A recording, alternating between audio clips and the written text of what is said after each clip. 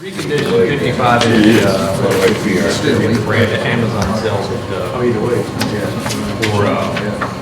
$280. That's great. If it's 4K, HDR,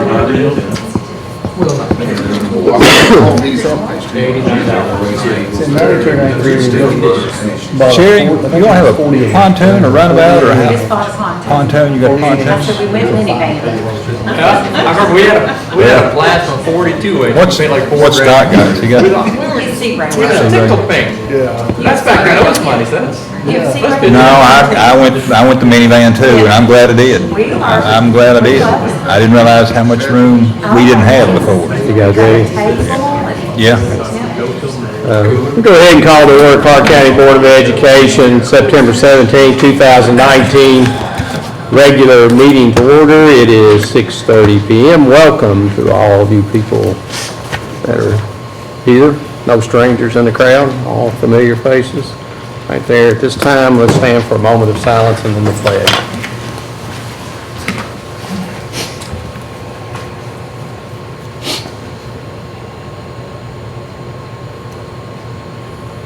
Now pledge.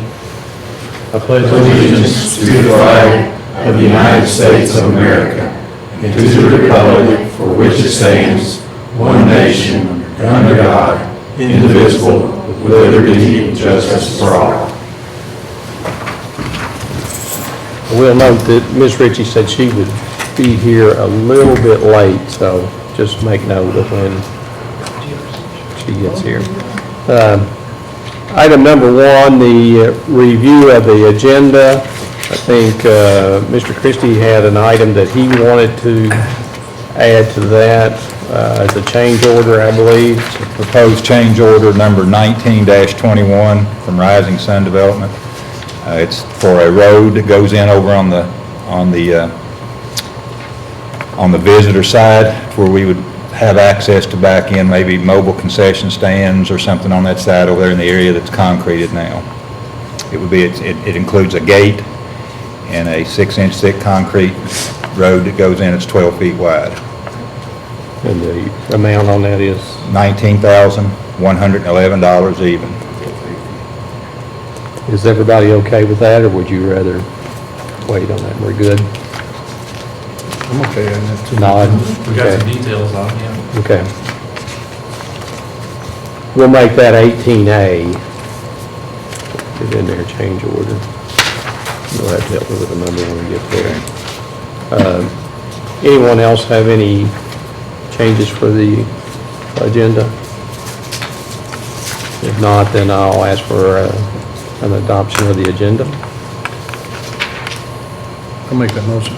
Motion by Mr. Talby, I'll second it. second by Mr. Heisel. All those in favor say aye. Aye. 4-0. Item number 3, approval of minutes for August 20th, 2019 special tax hearing meeting, August 20th, 2019 regular meeting, and September 3rd, 2019 meeting. Anybody have any changes or corrections for those meetings? If not, I will entertain a motion. I'll make that motion. Motion by Ms. Richardson, I'll second. second by Mr. Talby. All those in favor say aye. Aye. 4-0. Any student staff recognitions? No. Okay. Public comments there? No. I don't see no public here, so. Item number 4, under student learning instructional services, private school funding from federal grants funds, Ideal B, Calvary Christian School, Mr. Christie. I'm not sure that we even need a motion to do this. It's just to let you know that each year Idea B and some other various federal programs has money for private schools, and this year Calvary Christian has requested some use of their federal funds in the amount of $12,000. That's the amount of this. That does not take away from ours. This is money that was set aside for them. Just wanted you to know how much. So when you see a $12,000 payment to Calvary Christian, you'll know what it is. Any questions for Mr. Christie? I don't think, as he said, I don't think we need to approve because we're not really taking any money out of our budget or any actions, but just information to the board. We all good to move on? right, student support services. Consider the purchase of 2 to 3 regular school buses and 1 special needs bus for the 2019-2020 school year. Mr. Christie.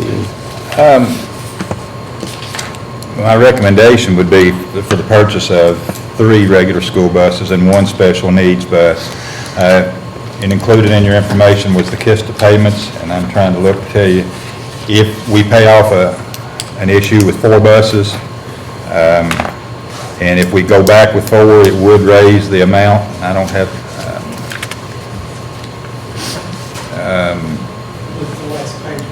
that's what I'm trying to get back to.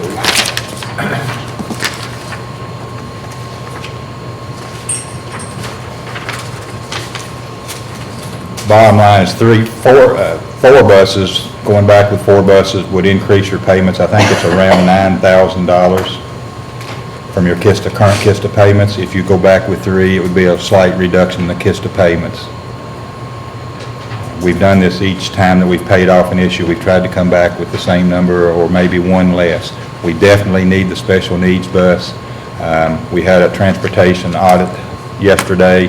They grounded one of our buses because of irreparable rust, so we lost another one. So that's my reasoning for the 4 buses total. So is this going from $42,251.44 to $50,000? Is that, am I reading that the way? Next year it would be $50,000? Yes. Does that sound correct? Mr. Nichols, are you looking at yours, or? I would refer that question to Alicia.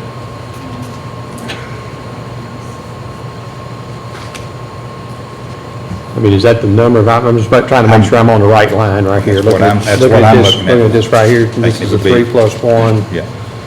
And it's It would go from 42.2 to 50,400. so in that we would have 3 new buses and 1 special needs, so 4 new buses. Yes. is what we're looking at. And the page before that, it would go from 42.2 down to 37.9 if you only went with 2 buses. Okay.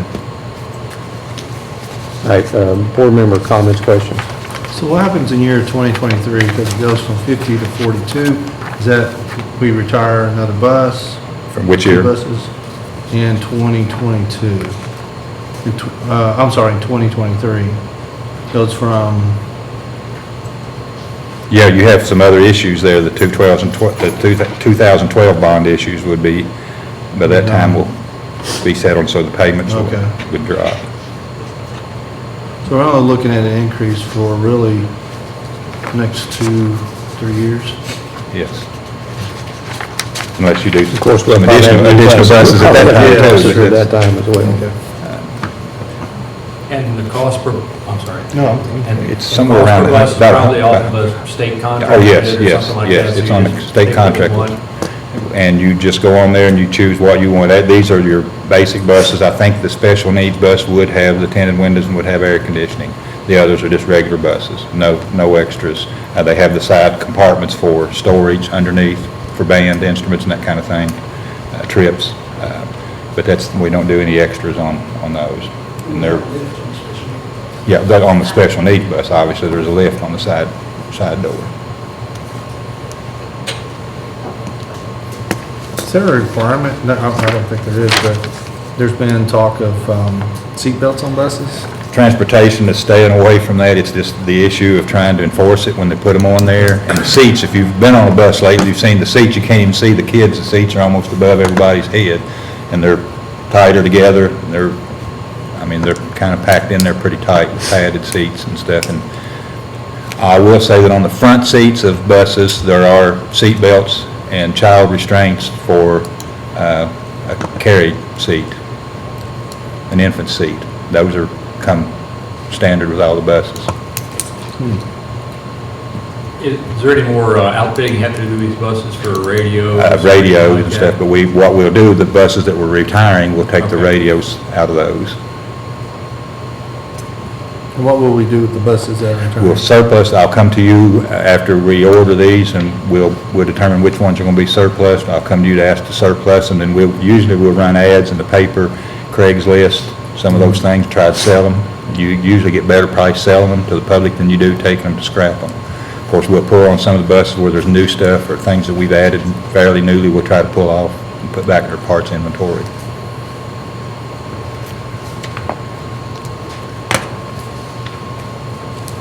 So your recommendation is to do 3 buses Yes. and one... And one sped special bus, ed. one special ed.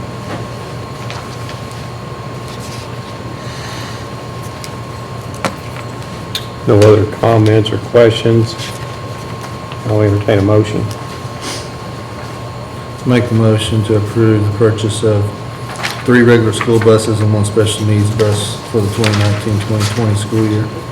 We have a motion by Mr. Talby, I'll second. second by Ms. Richardson. All those in favor say aye. Aye. Item number 6, consider approval of bid for Arrow Coatings Building. Ms. Ritchie is here. I've got 640. So I just thought it was gonna be. You did pretty well, really. Mr. Christie? Recommendation would be to accept the bid of Innovative Demolition Services LLC in the amount of $87,750 for the demolition of the Aerocoats building. That's the lowest bid. Do we have any indication about hazardous materials? We've done asbestos, 2 or- environmental studies, had 2 environmental studies done on the building, and the only asbestos that shows up is a very minimal amount in a couple of restrooms wrapping some pipes. It's not going to be anything that's going to be, there's nothing that we've seen, nor nothing that showed up in 2 environmental studies of the building and the premises. So I'm I don't assuming if it was anticipate something major that would have shown major, up we in the... probably, I mean, if there turns out to be something, you'd have to come back and ask for. Yes. Questions, comments from board members? And that's taking the building down to a flat concrete floor, removing of everything, and with the intentions of having that done before cold weather hits, to where we have to deal with anybody trying to live in the building. New tenants. Yeah, new tenants.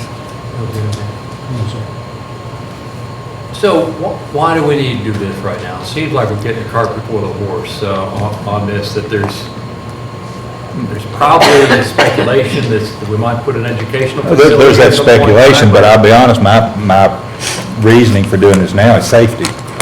We've got folks homeless that are staying in that building. I can go in there, we can walk through there now, and I can probably show you half a dozen needles. There's some pretty serious things going on in there that we cannot keep people out. We've locked doors, it's a metal building, they peel the siding back and get in. There's that kind of thing. We have cooks arriving at Concrete and Justice every morning, and they're catcalling, they're whistling, hollering at them from outside the building. We have police, they run, we can't, Talking to the administrators, Yeah. they said that many of the people that take residence in there are getting more and more comfortable about getting closer to school. they come over and use our internet.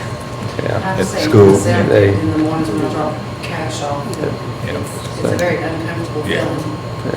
And we have cooks that come in at 5 a.m. and with just ladies coming in.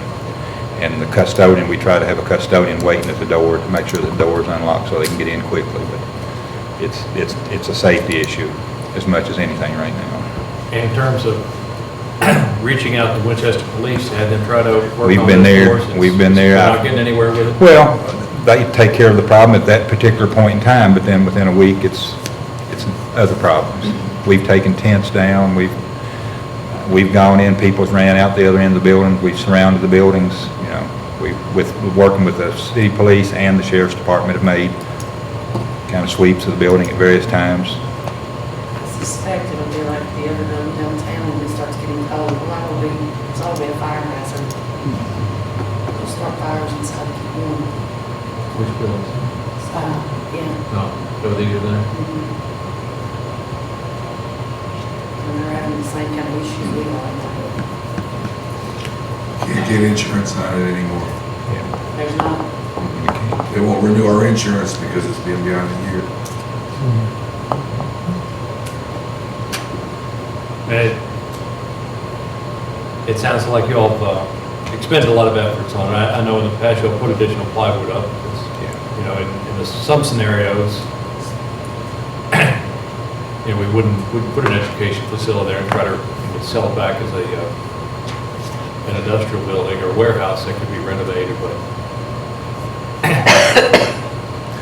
not anymore. We've kind of went down that path with a couple of folks trying to, we've entertained people to look at for lease purposes, and it doesn't work for what anybody we've been able to find at this point. With this amount, with $87,750, that come out of contingency? Yes, sir.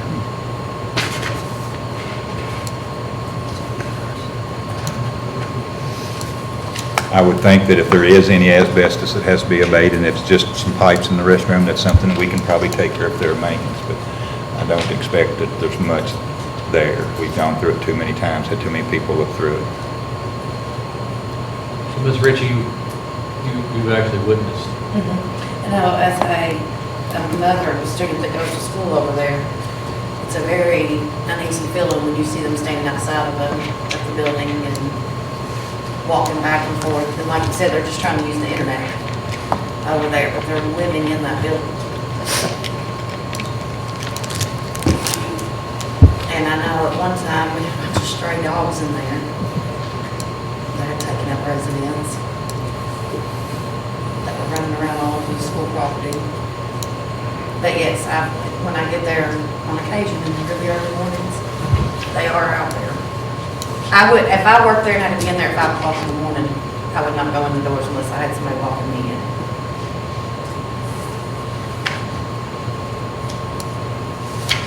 I'm assuming these guys will have all the proper insurance and stuff like that. We'd vet all of that. And they probably had a very detailed bid that wasn't included in the packet that you all vetted it. Mr. Thomas, have you had a chance to look at the proposal? See if you're comfortable with it? I've already talked about it. I mean, I think it meets all the criteria that we need to protect us. Like he said, the only issue out there is the asbestos, and it appears to be minimal in our conversations, that I think that we remedied that without any additional cost.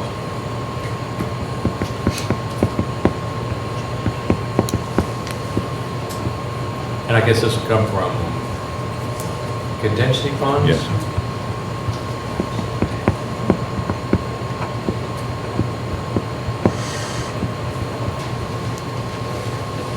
No other questions or comments, I entertain a motion. I'll make that motion. Motion by Ms. Ritchie, I'll second. second by Mr. Colby. All those in favor say aye. Aye. Any opposed? 5-0. Item number 7, consider approval of pay application number 21 to Codell Construction Contractor Suppliers for GRC Gymnasium Athletic Fields Project, BG 16238, the amount of $1,179.02. Recommendation for payment of payout for work completed. Questions or a motion? Hopefully in the next 30 days, we'll be able to schedule a tour maybe for you guys to come out and just walk through and see. If you haven't been in there recently, you're gonna be amazed at the changes inside that building, which hopefully is gonna start going even faster now that everybody's through at the football stadium and all those workers are pulled over to the other side. Hopefully it's gonna go even faster now. Couple weeks. Yeah. December 3rd. 2019? Yeah. No, you don't. Do we have a motion? I'll make that motion. Motion by Ms. Richardson, I'll second it. second by Mr. Heisel. All those in favor say aye. Aye. Item number 8, consider approval of pay application number 7, Codell Construction Contractor Suppliers GRC Fieldhouse Athletic Project, BG 18334, in the amount of $455,186.14. Mr. Christie. Recommendation for payment of the pay application for work completed on the Fieldhouse Athletic Field Project. Board member questions, comments? Not, I'll entertain a motion. I'll make that motion. Motion by Mr. Colby, I'll second it. All those in favor say aye. Aye. Item number 9, consider approval of pay application number 1514-33 to Ross Tarrant Architects for George Rogers Clark High School Gymnasium Athletics Fields Project, BG 16238, in the amount of $7,014.59. Mr. Christie. Recommendation for the pay application for the gym and athletic fields project. Board member questions, comments? If not, I'll entertain a motion. I'll make that motion. Motion by Mr. Heisel. Do I have a second? No second. Second by Mr. Talby. All those in favor say aye. Item number 10, consider approval of pay application number 1829-12 to Ross Torrent Architects for the GRC Fieldhouse Athletics Project, BG 18-334, an amount of $4,473.75. Mr. Christie. Recommendation to pay application to Ross Torrent for work completed. Board member questions, comments, or a motion? Make the motion. Motion by Ms. Ritchie, I'll second. second by Ms. Richardson. All those in favor say aye. All right, item number 11, consider approval of synthetic natural turf options for baseball and softball fields. And we do have architects and Mr. Cohill contractors here to maybe help us with any questions that we might have. And just going to open it up for board member discussion at this time. So the amounts listed, those additional amounts, or, I mean, is there, with these amounts, is that a subtraction of what's already been included in the bid? Those are estimated change order costs that you would incur with whatever selection that you make, so that we can request a formal proposal request / change order dollar amount from Rising Sun and the other contractors. Right now, these are just where we're trying to understand what direction we want to go. We would have to put together detailed kind of construction documents, if you will, for the proposal request. So the replacement of their irrigation system is not considered in these prices? Right. You would only be losing the irrigation system. Well, it depends on what you do. Your baseball infield, you don't have an irrigation system on the infield of the softball. Right, that's a good question, because like if we were to do the artificial turf on baseball, we do have that, and I had a note down here at the bottom about potentially relocating that to the practice field, and it might take a little more, okay, if you were to take all of the irrigation out, because we're going artificial turf in the outfield, then we would have more than enough and probably get even a credit back on the irrigation system, but then Still be able to irrigate the all the details football. for the outfield to be done in artificial turf. So that's where we're providing proposals. We've actually gotten sod pricing from a sod farm out on Cleveland Pike that had the particular sports turf athletic sod that they could cut in 5-6 foot wide roll goods that they could roll up, that would decrease substantially the number of like joints you would have if you were trying to sod it individually with like the regular rolls. And that is the price with taking into consideration that for the outfield, we're going from just grass and mulch out there to be seeded, excuse me, but for that grass to just be seeded and mulched versus coming back with sod for the entire outfield. So I guess real quickly, I'll go through this. So for baseball, we were talking about the infield, that you're currently getting a sod infield, which would be the normal smaller strips with irrigation, and you could go to artificial turf, okay, and it also include the pitcher's mounds and the bullpens themselves to be the $128,000 for baseball, and another $50,000, if you're looking at the outfield for baseball, if we want to just do the wide row sod, then it would be $50,000 to change from grass seed mulch to go to the large rolls of sod. And the cost to do the artificial turf in the outfield, this was not including the warning track because of the poles that come down for the fence, outfield fence and everything intruding. We would put a cutoff for the artificial turf and then do a clay, warning strip. That was the $960,000. Same kind of thing for softball. The infield currently is planned to receive clay. We could do the artificial turf and the bullpens for approximately $52,000. And then the outfield, same thing. If we want to go to sod, $16,000 to get away from the grass. And then that's already, we already have the irrigation system there. And then the cost to go to artificial turf for the outfield, that would be another $320,000. So the summary there at the bottom was trying to say that if baseball were to get a sod outfield, that'd be like $66,000 to upgrade from grass seed and mulch to go with the rolled sod. The artificial turf on the infield, and including bullpens, would be $180,000. That's for both fields. For both fields, right. 180 for both fields. And to go to the artificial turf on the outfield, 960 plus 320 are for both fields, at $1,280,000. One other thing that Lath Ross in our office, our civil engineer, talked about was as a improvement to the outfield. If you went with the sod, he was recommending consideration of a sand slit grid system that is an underground drainage, goes under the grass, that allows it to take excess water and drain that out subsurface instead of all just sheet flowing off, because the outfield is so large. So that would be that $230,000 in addition to the $50,000 for the baseball field, you know. Excuse me, the $66,000, because the $230,000 was both fields also being equally drained or whatever by adding that sand slit grid.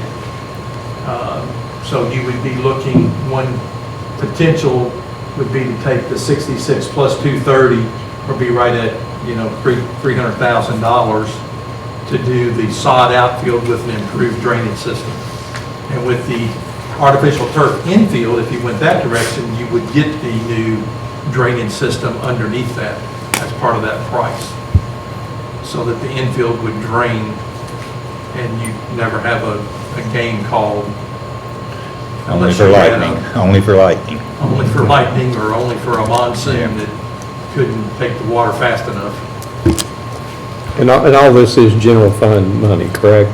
I mean, is there, any of those can come from construction You could use, contingency, or? you could use the interest generated, the money that we've talked about, the interest that's been Right. generated from, that has to be spent on capital, and it doesn't say. And so that It could be, could, that, and where are we at on that right now? Alicia, do you know where we are on the interest?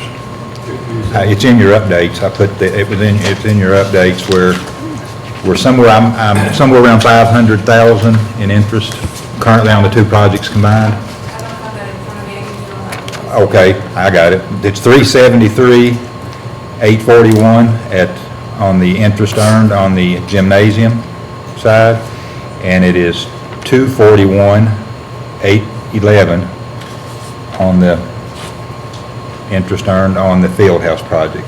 So We could use from either one of those, you could combine, use both. and that's an option. That's money that's generated as interest off the, but it has to be, that has to remain in a capital project. If you don't use it here, it stays into the next capital project. Ron, anybody that you know of with this sand slit system and I don't, that's doing anything I'm like sorry, I that? don't have Lath with me here, or Lath did not discuss if there was anybody that had that locally that he knew of. We just knew it's something that's been done probably more at the collegiate level. Right. So is the baseball field 2/3 bigger than softball field? Oh, yeah, Outfield? the baseball is 2/3? is like 350 yards. I mean, isn't that more than the 350 football feet. field? What was charged for the football field? Yeah, the baseball footprint is much larger than a football field. Just the outfield? Just Talking about the outfield? Yeah, you could put a baseball field in the outfield. On the A football football field in the outfield of the baseball. Because the football field was what, 800 and some thousand for the turf, I think? I talked to, just transparency, I did talk to a coach down in Swinney, Texas this afternoon. They just did implemented and installed a turf, baseball and softball field complete in 2017. he said it was the best thing that they did.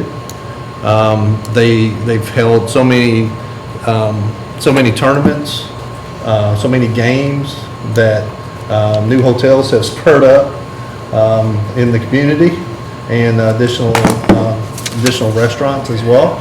They charge anywhere from $750 to $1,000 a game if someone, because these games have to be played.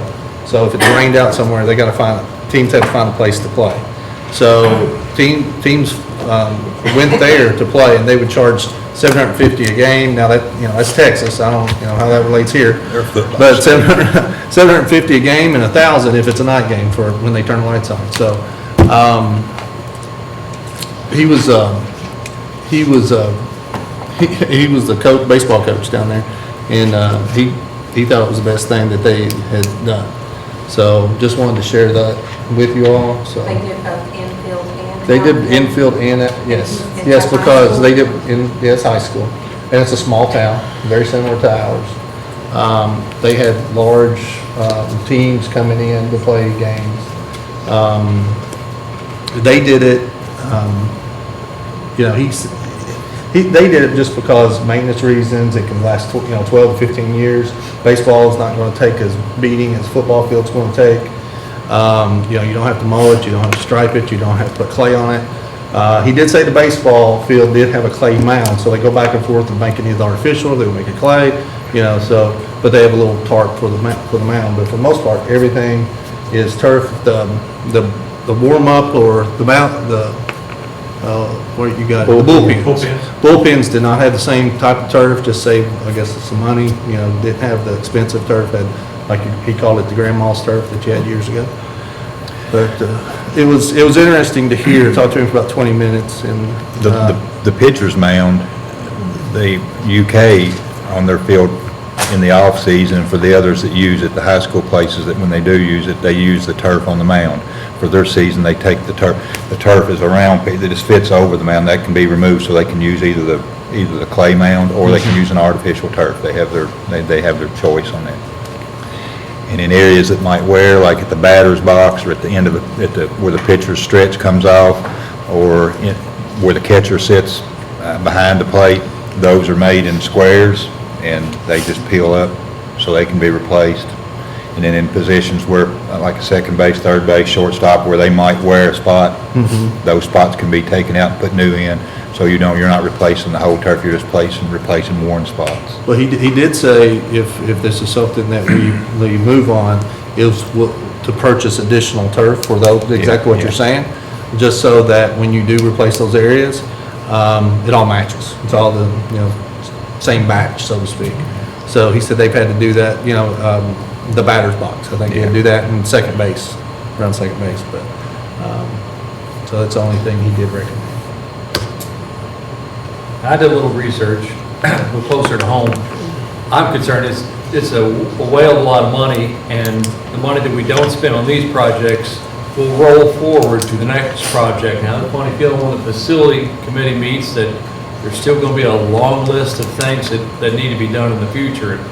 While we might have money from interest earnings or something like that, I want to be conservative so we can roll that into the next project. So I have to look back. I think we had money rolled into this project when we started with this.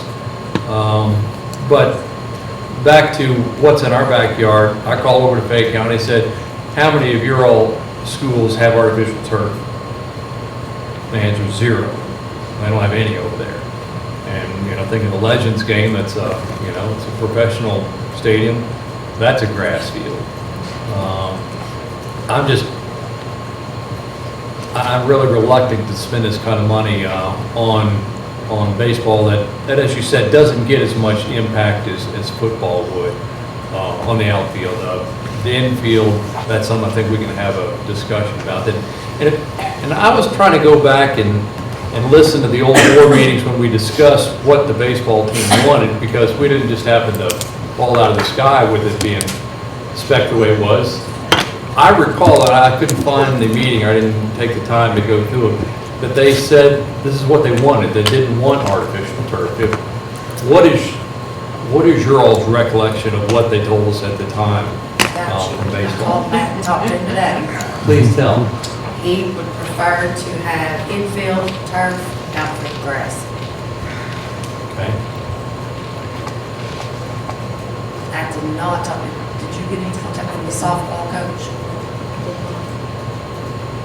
I think one of the things that we need to look at too is long-term investment in these fields. Now, you're CFO, accountant. I mean, is it I mean, 10 years, 5 years? I mean, 10 years, if you go online and you do the calculation, and the calculators I looked at, in 10 years, the turf field costs much less than a grass field.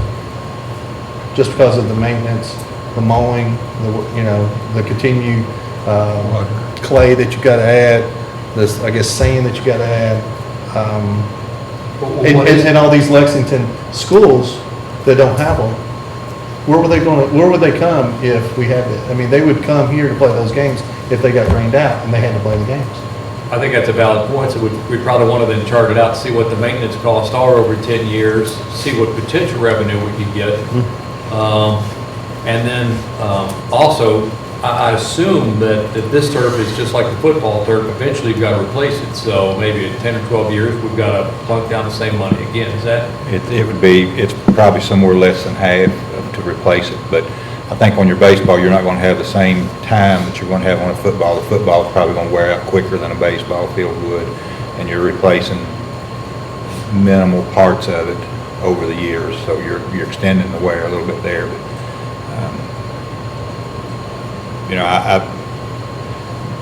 I know what the coaches said early on, but of course, when we were talking early on, we were in a position that we were really pushing to keep costs as low as possible.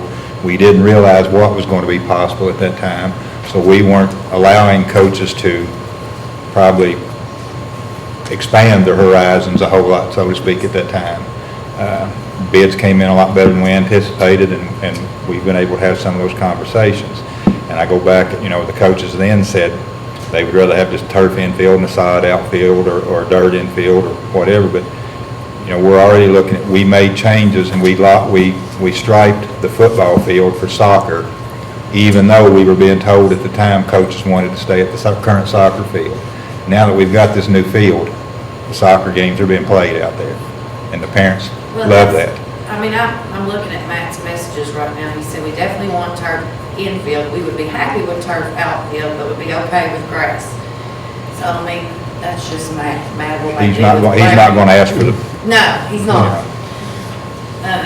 And when you're playing on the field, my understanding, I'm not a baseball guru by any means, but when you're playing on a turf field in baseball, then there's consistency built into how the ball's going to react when he hits the turf instead of hitting dirt or clay. You can play that, and you can be more consistent. Teams can be more consistent. How they're going to bounce. Now is that it's you just add another point to the pros to the turf. You said turf and outfield makes balls jump real high. It's faster. It's faster. Yeah. Just like soccer. Right. Ball and soccer's going to roll up faster. That's probably true, but I don't want to take $1 million from preschool or Campbell renovation or whatever the facility,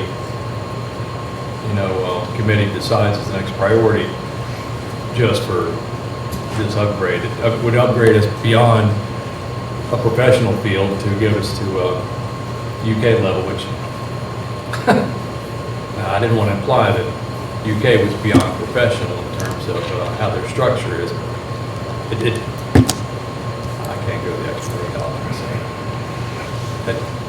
That's just my perspective. Matt did go on to say that he really wants a fence. That is his. And I've got some information on that. He's getting what he wants there. Okay, that's, he can go back to the wall. So, It's exactly like he specified it back when we talked. yeah. See, I guess I look at it as an investment in our kids and our community as a whole. And what would it do, just not for the baseball team, but what does it do to the community? What does it do to the school system? It provides another, another reason to point to Clark County and Winchester on why you want to locate here, why you want to live here. It's just another thing. I mean, I'm dead set on having preschool, so if this is going to hurt the ability to move forward with preschool, then I would have to really consider maybe not approving, not voting on this. So I'd have to really understand what the impact of that may be. Well, starting out this morning, I was completely on board with turfing the whole thing until I talked to Matt and heard his reasonings on things. Yeah. So, I mean, Well, my biggest thing is, I want to make sure that we can play a game at any time. Is what I want to do. And that was, talking to Lath at the football game the other night about the sand slit grid system like that, sounded really intriguing, even though I can't find anybody that's got one. And I was really worried about how those two things mesh together. And he explained that pretty well, that it's pretty much seamless the way that it goes. Because I worry about people on mowers, if you're on a mower and then you're crossing over into artificial turf as well as that. Like Mr. Heisel, the $1 million difference does really sit up with me. I don't know.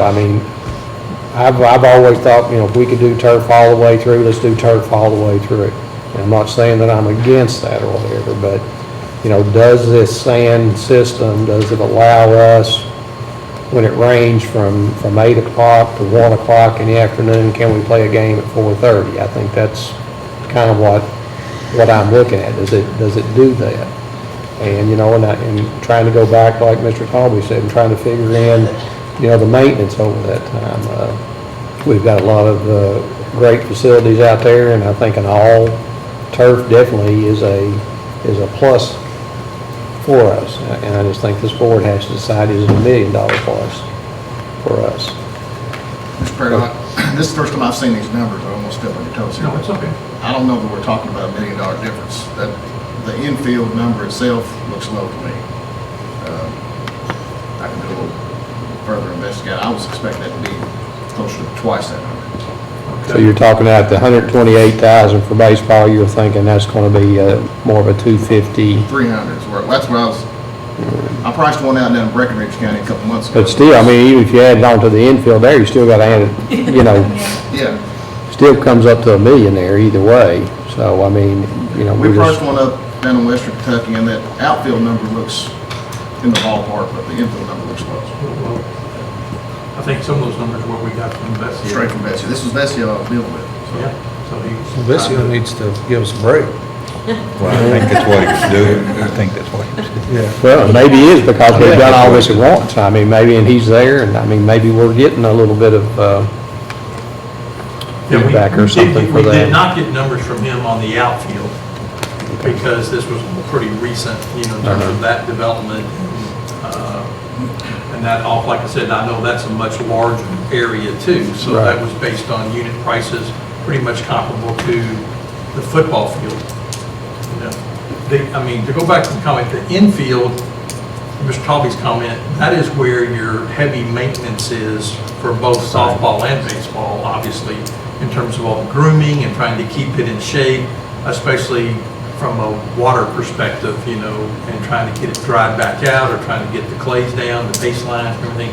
So the artificial turf is a much smaller area, probably has the biggest impact on long-term maintenance. So from a life cycle cost perspective, you've got a whole lot more happening that you're saving in terms of maintenance versus what the upfront cost is. It kind of flips a little bit when you get to the outfield. The outfield's pretty much mowing without a whole lot of other maintenance that's involved, other than the warning track out there, whatever, we'll still have that. But you've got a much bigger expenditure for the artificial turf between the turf itself and all the drainage that you're trying to add underneath that, to drain it so it does what you want it to do. That water's not sheet flowing across the carpet because it'd be a slip and slide out there. It's got to go back in the ground, and that's where a large part of the cost is, So Mr. Christie's right when you talk about replacing it in, 10 or 12 years or 14 years for baseball. It'll be less because you've already got the infrastructure there with all the drainage, but you're still talking about the cost of that carpet. for that out there in the future. So looking at a life cycle cost, it's a tough one. I mean, I can appreciate John Hayden's comment too, that we want to be careful that we're not lowballing this artificial infield, because in fact, actually, when we actually ask for numbers for that, that's going from backstop, bullpen, the whole infield, not just the field itself. We're carpeting everything in there, so the only line that you have is the arc there behind the bases. And like what Leif explained is you put a wood nailer on that arc. The carpet itself comes over and turns down and is connected, stapled to that. Then you fill your dirt in against that board and lay your sod, and it's just flush. Didn't you say Vesio gave you the numbers for the 180?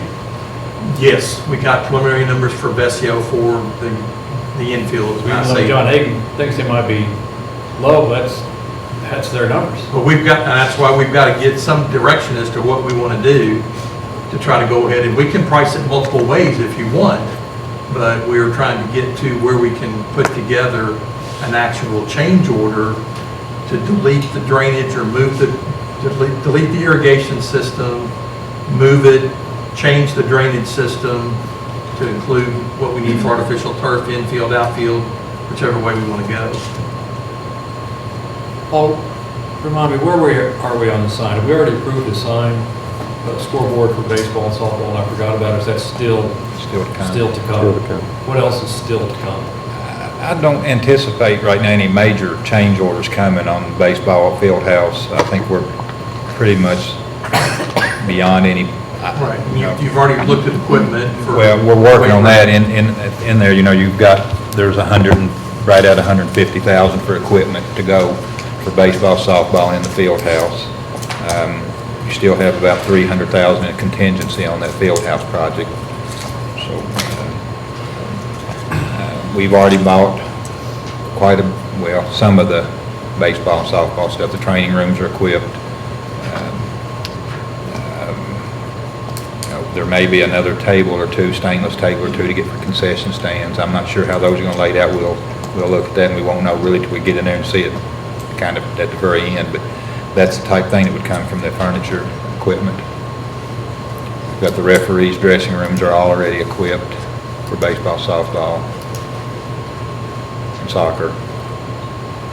And I'm not really sure we can look at the pile of contingency that's still in the gym account, because as we've seen in these other proposals, we got to the end of football, and there are some pretty significant things still popped up that should most likely should be done and will be approved. So I don't think we can look at that pile as being available for us yet. We've still got a long way to go to get that gym finished. What are we looking at on timelines of when we need to get this done, and how long would it take to get more exact figures together?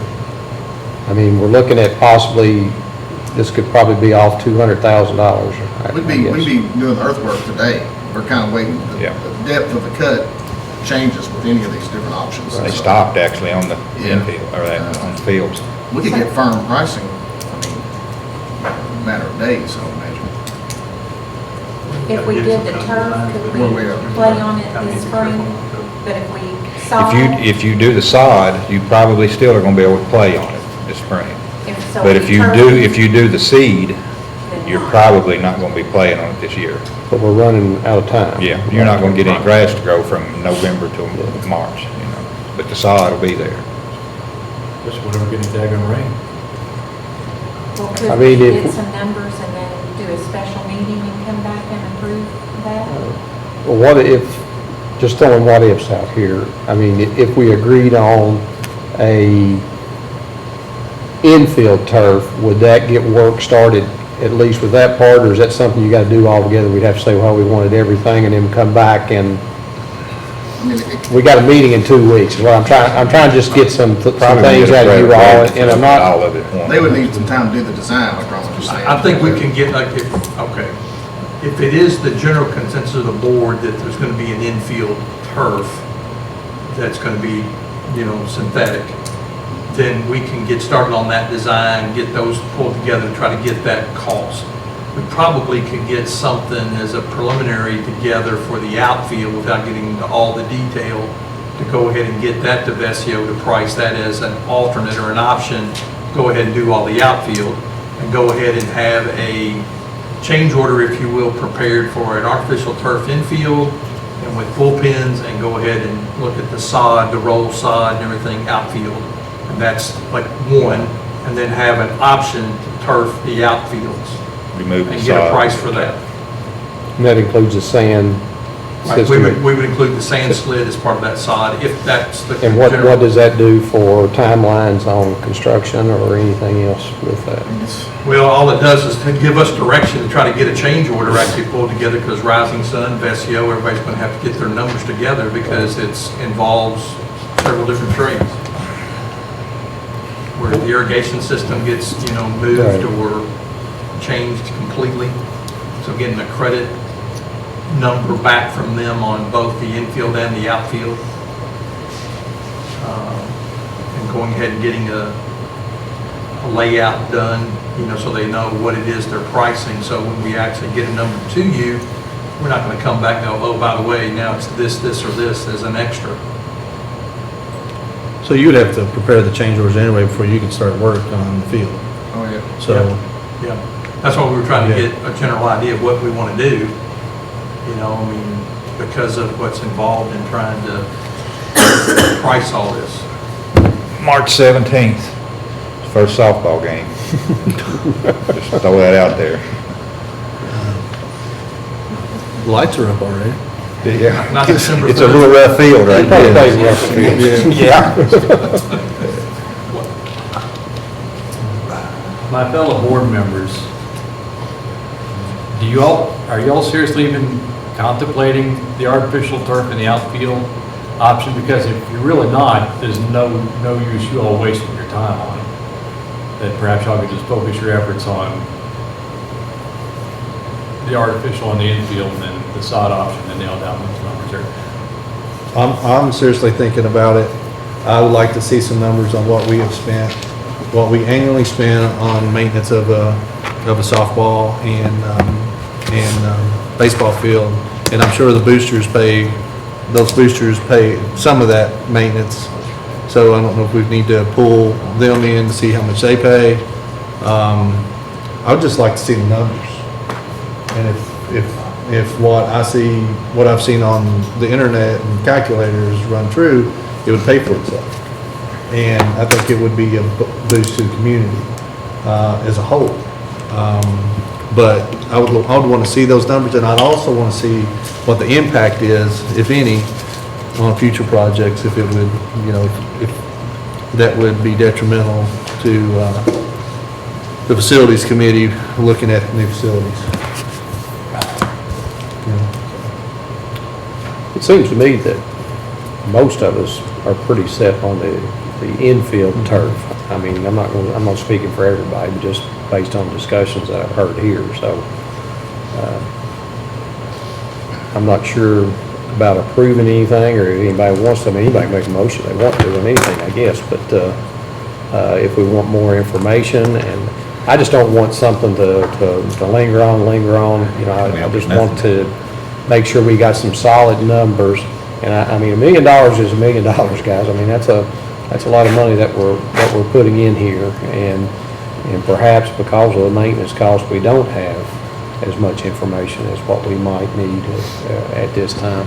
I'm just wondering if we can throw some things together within a week or 2 weeks. Well, we have a meeting next week, so 2 weeks from is it next week? the 30th, right? It's the 30th. 24th?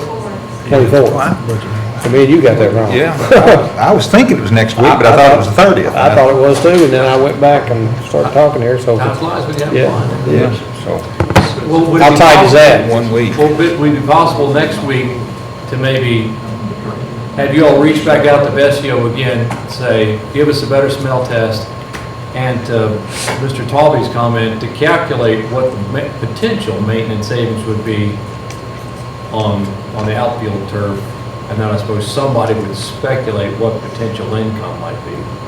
And at least we can have a little bit more information in 7 days. Is that possible for you all? I mean, we can do the maintenance part. Yeah, the maintenance part, I'm kind of a little fuzzy on. Yeah, I'm not sure we I can think cover we that, can. but if you all can handle whatever life cycle you want to look at in terms of, we could definitely let you know, even with Vessio's help, what the carpet itself would be as a price. So in terms of the life cycle, when you look out, even 12, 14 years, whatever that might be. I know it's going to be like 8 to 10 on the football. That's a whole lot different than what happens on baseball. And so you can take all that into consideration. But we can we were just talking about trying to pull together a meeting with everybody and sit down and go through it to make sure. Construction meeting Vessio's got it. Construction meeting Thursday. Yeah, we've got a construction meeting Thursday, and try to go ahead and have some other conversations about everything that Vessio was trying to include in his preliminary numbers on this infield, or like looking at what the outfield would be like to get actual square foot kind of calculations. We know exactly how many square feet's in the outfield. We got that divided up, and that's how we came to some of these numbers. So we can try to tighten all that up. Well, Mr. Christie, we don't want a baseball field right now. It seems like we ought to be able to have somebody calculate what the maintenance costs on the outfield would be. We'll have to go back and pull as best, trying to think is if the baseball field and the softball field are on separate watering meters and not on Hannah McClure's water meter and not on GRC's water meter, so we have to look at that and make sure we're getting just Trying to get some better numbers. That's, we're probably just looking at irrigation on the outfield, is that what we're looking at?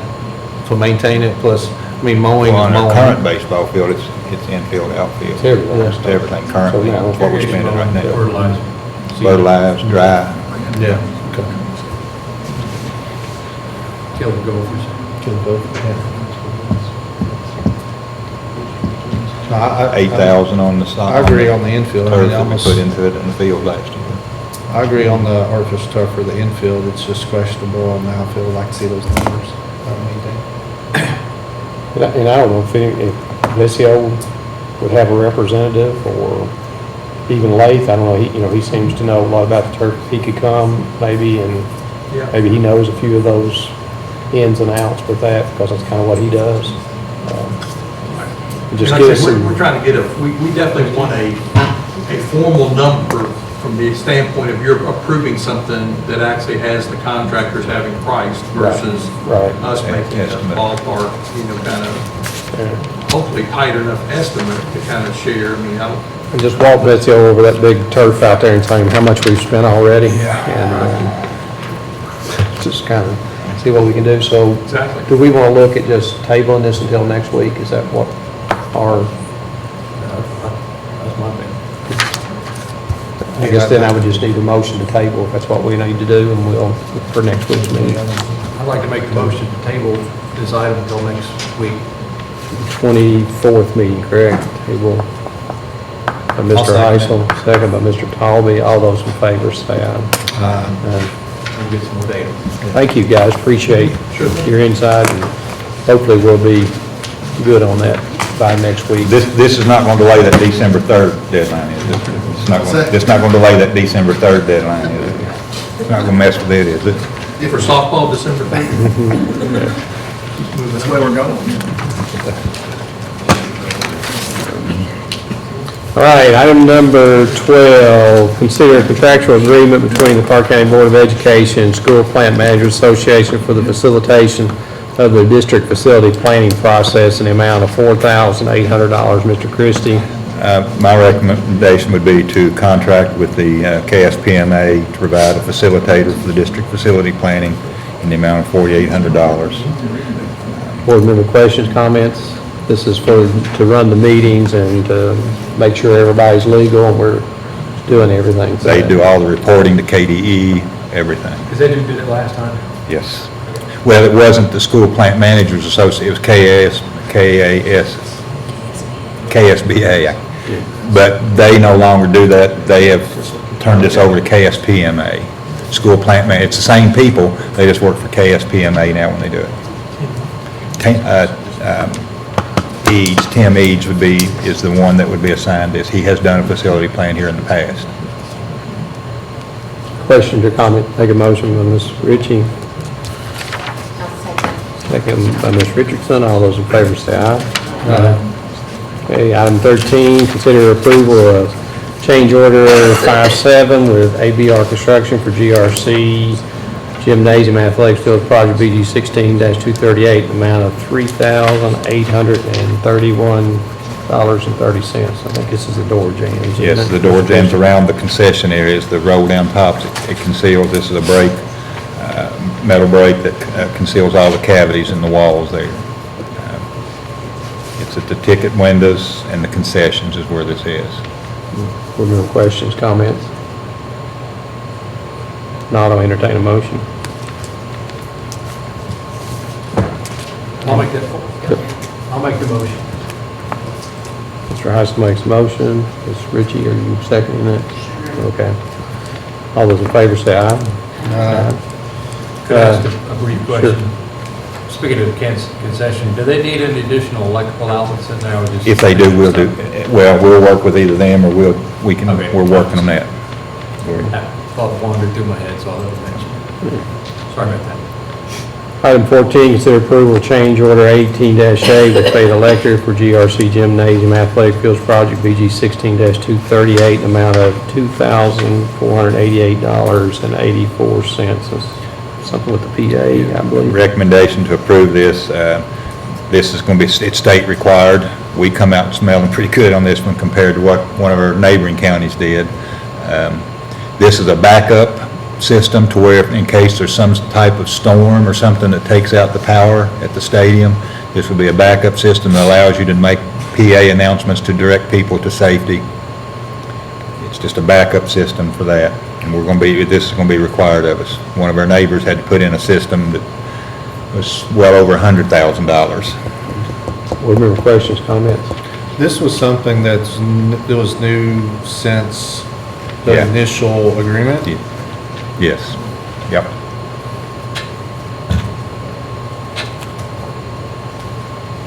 Y'all heard of this in other places? Yeah, but what we're looking at here is that instead of having to put in a full-blown fire alarm system with pull stations and automatic digital voice enunciation like you have in new school buildings, they required that at a similar, well, I won't say similar facility because we managed to argue that our bleachers are more open. That's what this was all about. They actually came back and did not issue the certificate of occupancy based on them ruling that you needed this fire alarm system.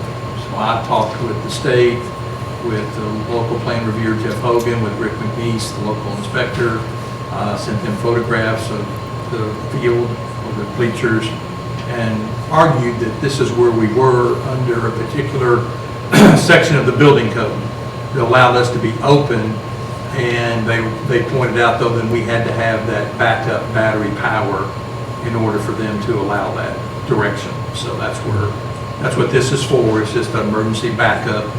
So like Mr. Christie said, if the power's out, then you still have the ability to make a system to direct people or let people know to exit the stadium or please, get to your vehicles or whatever, if there were ever a disaster, And this was something that wasn't initially required when the plans first came, when the plans were first approved. Correct. Just got one question. It's a little off topic, but it does come back to this. We have a initial contingency fund of around $1 million, a little over $1 million on the project, correct? I think that's what it was. Wasn't there didn't the architects didn't you all have a contingency fund built into your bid as well? No. Well, sometimes we have a contingency amount that is part of our estimate in terms of moving forward from schematic design to design development to the actual construction documents. But when the contractor bids it, he's bidding it as a lump sum. This is the price for what's contained in the documents. Okay. And then the Department of Education requires a 5% contingency minimum for every project, knowing that you're going to find unforeseen conditions or code items that are going to be upgraded and require new things to be done. And so I don't want anybody looking at building something and not have a backup, fund amount to cover those kinds of things. So there's only one construction contingency, correct? So Right. there's not one that, for some reason, I guess some of the meetings I went to last year, there was a separate contingency, maybe that was on the preliminary documents that you'll have. Right. When we're reviewing things, we sometimes, in our cost opinion, as we're preparing things, have a contingency for things that are yet to be designed, finalized, completely detailed. The only other thing I'll add is that I know that, the allowances are sometimes contained in our documents. Like if we're re-roofing a building, we don't know how extensive the water damage is to the existing insulation. We're trying to leave it in place. Then we'll have an allowance that will be kind of like a contingency that's there in the bid where the contractor has a specific square footage of material, or like even on our earthwork, we have an allowance for unsuitable soils. So if we hit some bad areas, we can cover some of that without having a change order to have to, any little thing we hit. Sure, okay. Thank you. Oh, sure. Any other questions, comments on item 14? Not, I'll entertain a motion. I'll make the motion. Motion by Mr. Talby. I'll second it. All those in favor say aye. Okay, item number 15, consider approval of change order 18-9 Fayette Electric for GRC Gymnasium Athletics Field Project, BG 16-238, an amount of $27,601.84. Recommendation for payment or to approve change order. Board member comments, questions? This, if you recall, we had to do this at the football field. This is part of the, where at the time that the contractors bid it, we didn't even know what boards we were going to be using, video boards, scoreboards, or anything, so they only bid it up to a certain point doing the work, and the people we bought the boards from only bid theirs back to a certain point, and now this is making the connection between the two. We had to do this at the football stadium. If you remember back then, we told you this would be coming for the basketball too, so this is that. Board member questions, comments, or motion? I'll make the motion. Motion by Mr. Talby, do I have a second? Second by Ms. Ritchie. All those in favor say aye. Item number 16, consider approval of change order 1918 with Rising Sun Development Incorporated for the GRC Gymnasium Athletics Fields Project, BG 16-238, in the amount of $8,458.25. Recommendation to approve this change order. It's on the end wall of the gym. It's the big X braces that come down that are outside the block wall. This is to conceal those. It's a safety thing in addition. Well, the big thing, safety, because you're going to have kids climbing on it, and so this is going to box that in to where you won't see that. And this is the specs for it. Board member questions, comments? I'll entertain a motion. I'll make that motion.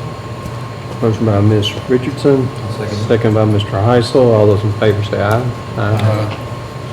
Item number 17, consider approval of change order 1919 with Rising Sun Development for GRC High School, their gymnasium athletic fields project, BG 16-238, an amount of $20,000.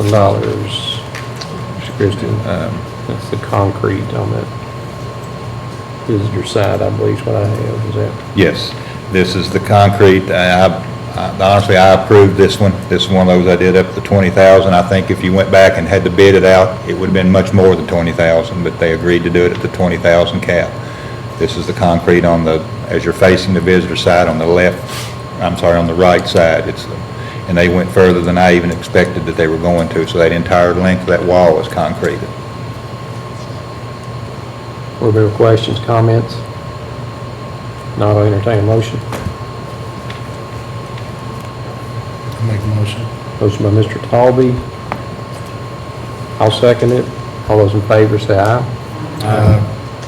Item number 18, consider approval of change order 1920 with Rising Sun for GRC Gymnasium Athletics Field Project, BG 16-238, in the amount of $8,055. Mr. Christie? This is on, if you're facing the bleachers, this would be the concrete pad over on the left side of the bleachers. I would ask that you would approve to do the same thing that we did on the right side, to make that a concrete pad. This will enable spaces for tents or canopies to be set up at track meets, band competitions, even a small concession area could be rolled in there. So it's doing the exact same thing that we did on the right side.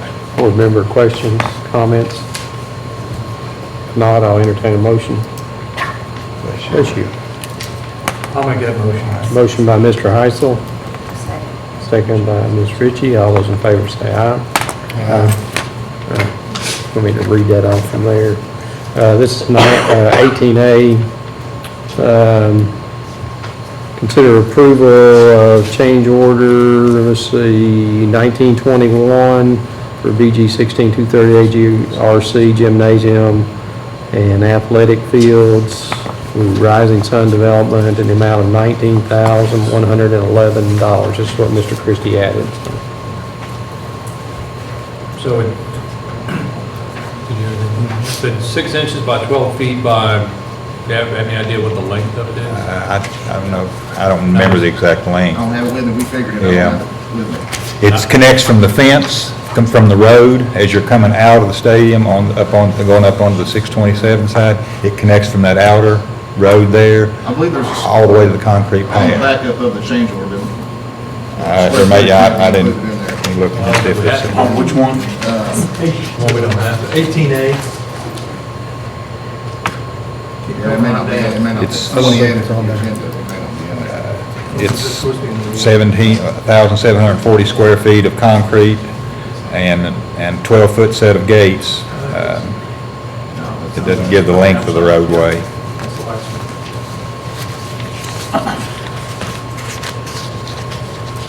So it goes from the gate, which is kind of, the gate will be kind of on a hill, right? And you come down and then we'll You connect. come in and it connects to that concrete pad that they poured there. Remember out there where they were coming in? There was a dirt road there last week. It's Right paving there. that entire, that whole drive, off that, out the access road. Here's my fancy drawing, so it's 627 here. There's the football stadium. It's a square football One side. field, but that's okay. Right. We play on the Track. track. Oh, I'm sorry. And I guess it's simply a stadium, because it might be soccer or track, band, whatever, but that's the stadium, that's the track around it. That's the visitor side. Where is this thing? That concrete section It is, goes from the road Yeah, the access road. like there There's a road that comes right down there. to and the go. concrete comes all the way up to the edge of the bleachers. Yeah. And this will connect the concrete and the road out there. And that's for possible like concessions or, Where you could get a vehicle in there, you can get in and out there, we could take mowers in and out there, people could back in there to put up tents, trailers, that type of thing. It also includes a set of 12-foot gates in that fence. It's not there right now. You have a couple of food trucks back in there and Yeah. sit there for Yeah. an event or a ball game. yeah. Now have Track training meet. access. Track meet. Yeah, Track you meets is could- what, track meets and band competitions is what I was really thinking of.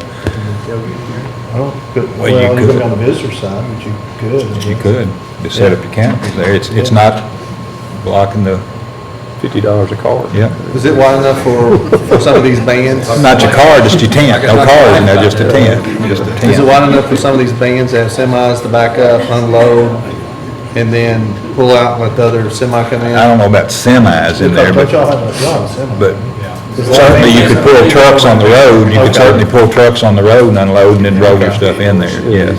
And there's gates that'll actually lead from there inside the field too, on that side.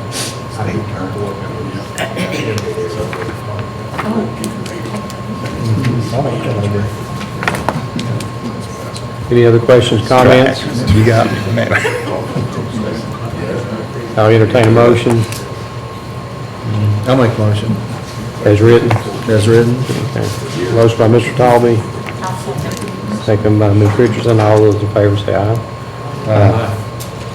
All right, Before we leave that, Mr. Peridot, should we acknowledge these numbers down here in any way, shape, or form, or is it just implied by contract? What numbers are you talking about? The architecture and engineering fee and the construction management fee for the Mean- above, is it? Is it implied by total of contract? 19,100? It's 380351 and 1338.27. Is that included in the It's 19,000? That's implied implied because by of the contract. Yeah. It's the same as all other change orders. Okay. Okay. It's not included. It's not included in the 19. Okay. But we don't have to separately approve it No. because it's already implied Yeah. because of the contract. Okay. Okay. Sorry about that. I just wanted to confirm Okay. that's all. Okay, internal board business, number 19, continue discussion of additional funding for schools. I just wanted to mention, we did talk about that the last time, and we will put that on the agenda for the next time, because I'm not looking for any approval. I just wanted to make other board members aware that if there are things that you want added or something, to try to get that to Arlene or Mr. Christie so they can put on the packet so everybody can look at that before we get to that time, if we decide what we're going to do with that additional funding. So try not to just surprise somebody that night, if you say, well, I think we ought to do this, but maybe not this, or something along those lines, and or if you have something else that you need on there. And just to clarify the process on it, we're going to be getting a lot of input from principals and other folks that are working up wish list. That's what you'd mentioned at the last time we discussed it. Probably, if I did, I misspoke, because I have not talked to the, well, I have spoken to the principals, but I've not asked for any list of things. My hope was that through this, whatever you do here, that they submit something back to us to say, this is how we would plan to use it. If you don't determine exactly how that money's to be spent, I would hope they would submit something back to us, that I could come to you, or they can come in front of the board and say, this is how we would spend $20,000, if that's the amount that was given. My idea was that we were going to open up an allotment of money. They were going to tell us how they were going to spend this money, and then report back to us some other time. And testing, I think I overlooked a note on your door that said testing stuff was coming out. Well, Thursday. we just got that today. So- It's going to be Thursday. So, they'll get to look at that, Yes. or things that they can use to make improvements or something like that. But just wanted to open that up for everybody else so they know that, if there's anything you want to add, you can add that. Consent agenda items, anybody want to discuss anything there or pull something off of there for separate approval? The only thing, it's more of a general item, is in looking through the accounts payable, there's a lot of details there, especially now we've got more stuff going through the Visa card. I think there's an ancient policy that said that the board or board members would actually go through the expense packet. I mean, actually get the drawer and go through it. Did that ever happen during your era? Because I remember Ms. Hicksman's talked about it. Sure seems like a lot of work to me, but. I don't know that of anybody ever really, I know that's there, that you have that right to come in and can do that, but I don't know that anybody has been. They've usually just done what you've done, asked questions. We've looked up specific questions that they might have, but that's. In the last, well, since you've been superintendent, you don't I don't recall know. anybody that. No. some- No, not to some my person would recollection, come no. through and have to actually go through it on behalf of the rest of the board. No, I don't It seemed recall like a lot of that. work. Okay, sorry about that, I just No, wanted that's to fine. get clarification on that. So everybody's good. Ask for approval of consent agenda items 20 through 38.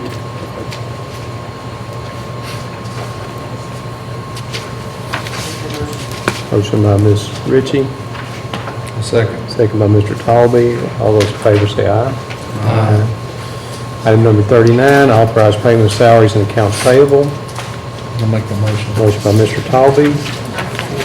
Ms. Richardson, right?